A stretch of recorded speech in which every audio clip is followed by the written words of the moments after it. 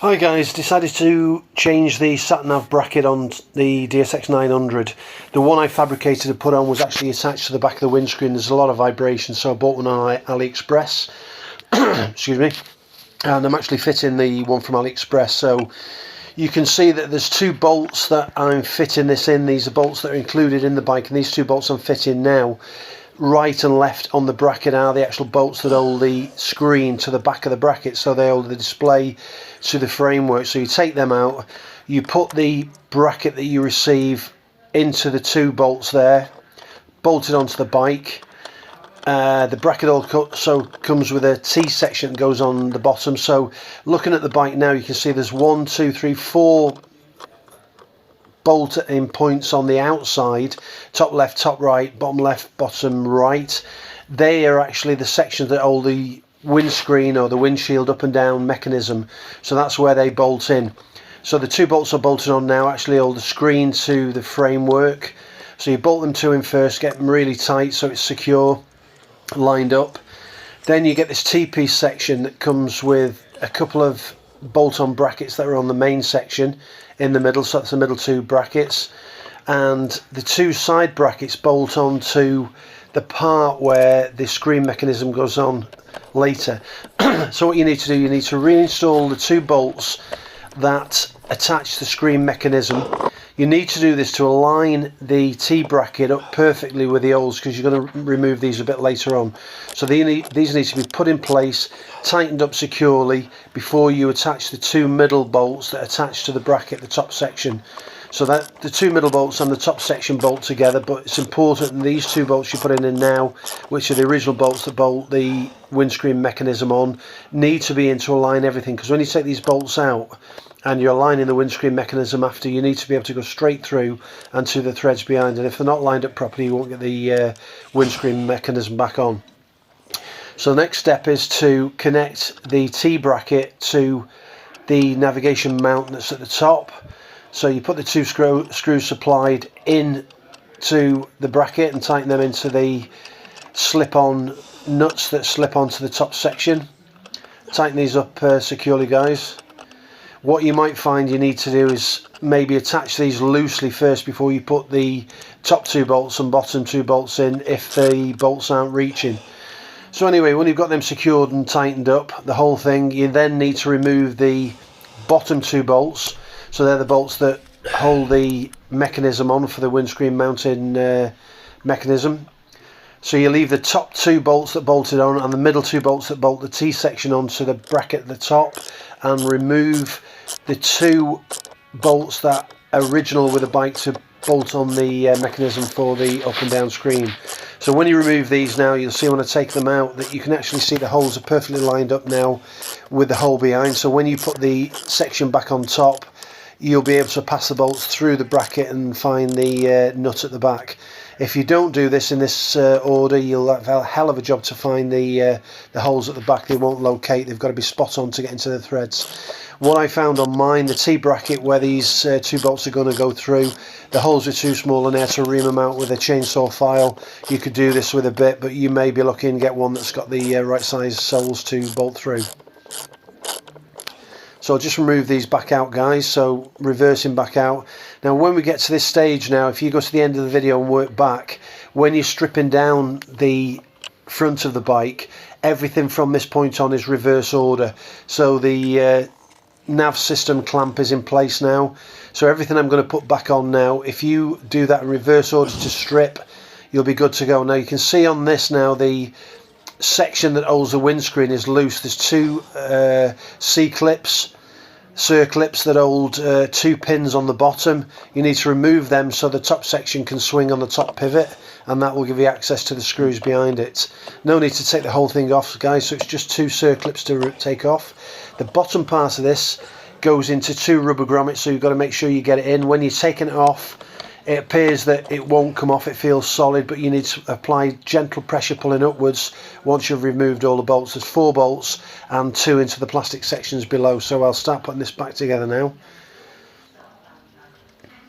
So first thing to do when you get that back in place, you've got the 4 bolts behind that I showed you previously that were included in the bike, and you've got 2 little bolts on the bottom.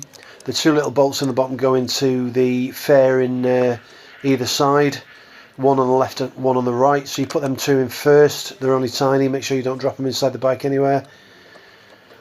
So what I tended to do with these, wind them in loose so you can get purchase on both sides without mislining. So I'll get these both in first.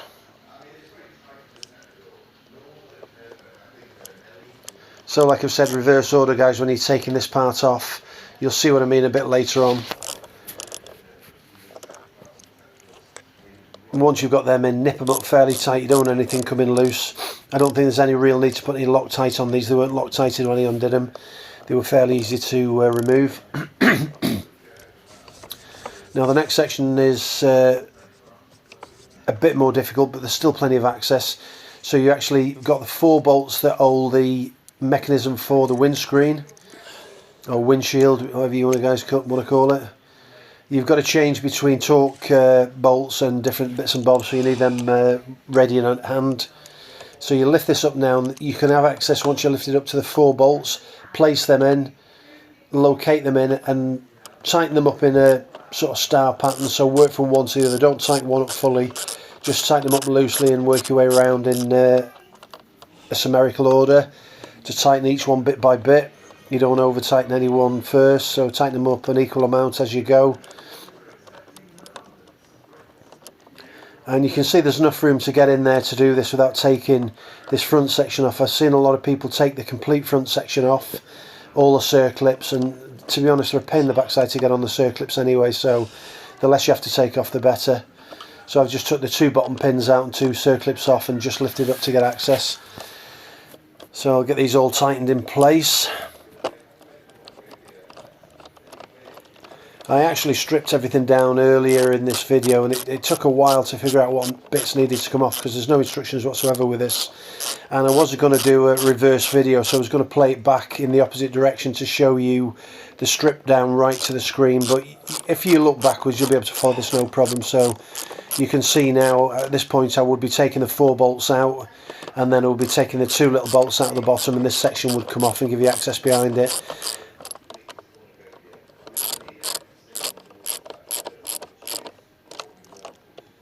Like I said, work your way diagonally back and forwards, tighten these up bit by bit. You don't want anything skew or out of line.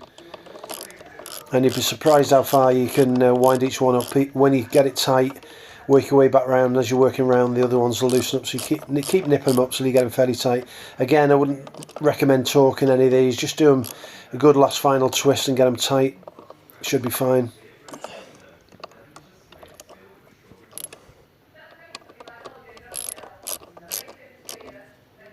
And final push on each one to get them torqued up, or tightened up I should say, to a reasonably tight standard. The bolts behind that are set in the plastic are all metal bolts. There's no aluminium, so you're not going to strip anything doing this. So you can nip them up quite tight, but don't go mad. Obviously you never know if you're going to crack any of the plastic.